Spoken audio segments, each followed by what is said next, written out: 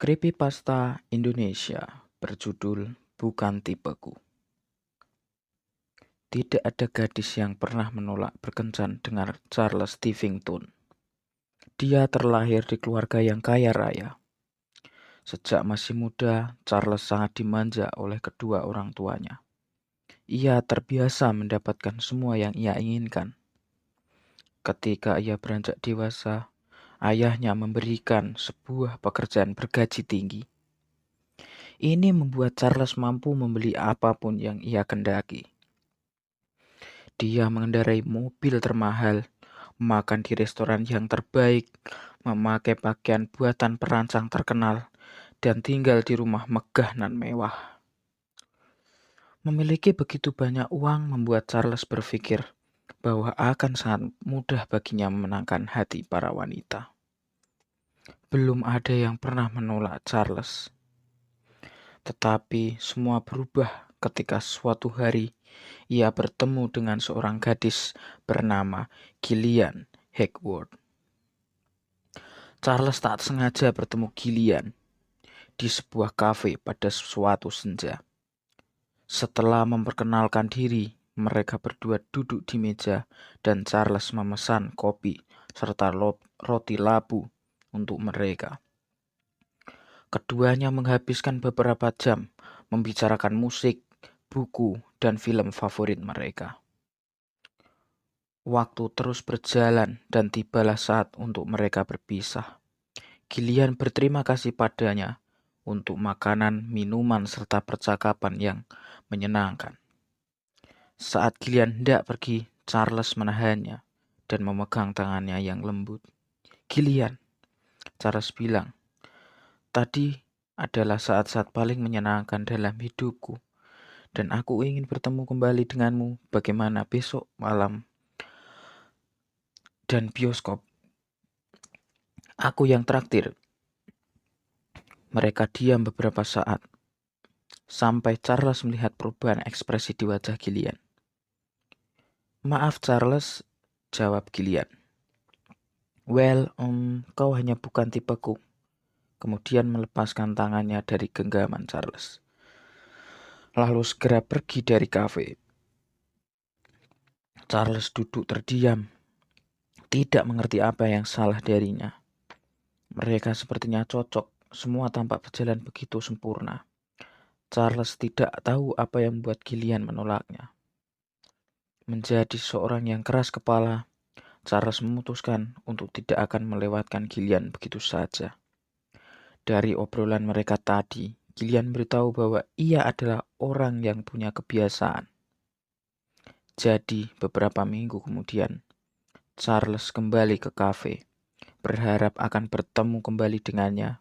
Dia pergi membawa seikat bunga bersamanya saat ia datang. Setiap hari, Gillian terlebih dahulu mengintip dari jendela kafe dan melihat Charles di dalam menunggu kedatangannya. Segeralah saat ia melihatnya, Gillian akan kembali ke mobilnya dan pergi dari sana. Keadaan ini telah berlangsung cukup lama. Hari berganti hari, minggu berganti bulan. Akhirnya Charles tak mampu lagi menahan kesabarannya. Setelah sekian kali ratusan, Gillian pergi darinya. Charles melempar seikat bunga yang ia siapkan ke lantai dan mulai menginjaknya dengan penuh emosi.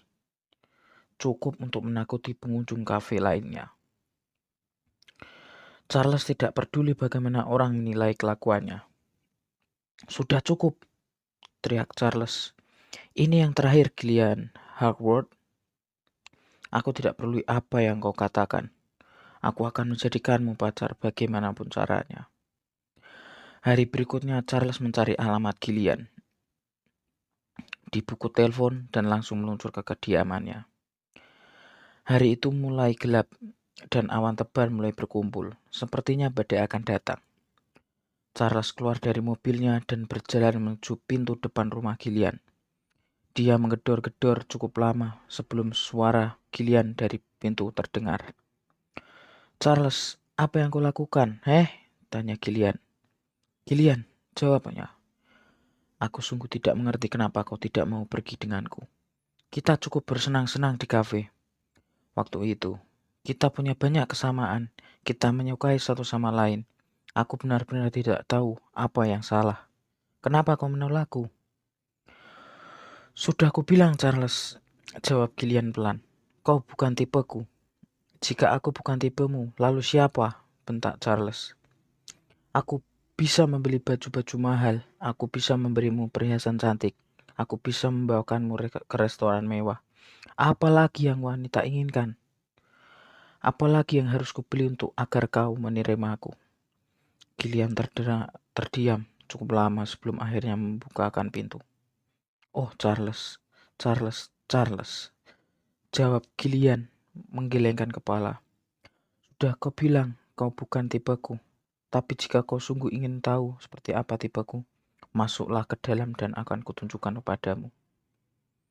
Senang dengan usahanya yang akhirnya mulai menunjukkan hasil, Charles lalu melangkah masuk dan Gillian menutup pintu di belakangnya. Kau lihat pintu di ujung lorong sana? Tanya Gillian. Ya, jawab Charles.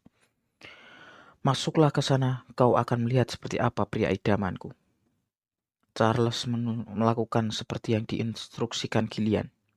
Ia berjalan menuju ujung lorong dan membuka pintu. Di sana, ia melihat tangga yang menghubungkannya ke basement. Saat menuruni tangga, Charles berpikir apa yang Gillian ingin tunjukkan padanya. Pasti sekumpulan foto-foto mantan pacarnya dahulu. Begitu pikir Charles. Saat ia sampai di basement, Charles mencium bau yang aneh, seperti bau daging yang membusuk. Ia mencari saklar lampu, lalu menariknya. Dalam kengerian yang begitu menusuk, ia mendapati dirinya dikelilingi sekitar 12-13 mayat pria seusianya. Beberapa dari mereka dipaku di dinding, beberapa digantung di langit, sisanya tergeletak di atas kotak kayu di lantai. Semua jasad ini tidak memiliki kepala. Di atas meja berjejer dinding kepala mereka berjejer rapi. Mata mereka terbuka dan menatap kosong ke depan. Tiba-tiba Charles merasakan tepukan di bahunya. Dia berbalik dan menemukan Gillian berdiri di belakangnya, membawa sebilah kapak sebelum ia sempat berteriak. Gillian mengayunkan kapaknya dan membelah tepat di leher Charles. Kepalanya melayang menghantam dinding dan tubuhnya ambruk ke lantai. Gillian meletakkan kapak dan berjalan menuju kepala Charles. Menjambak rambutnya lalu tersenyum. Sekarang kau tipeku, gumam Gillian lalu mencium bibir Charles.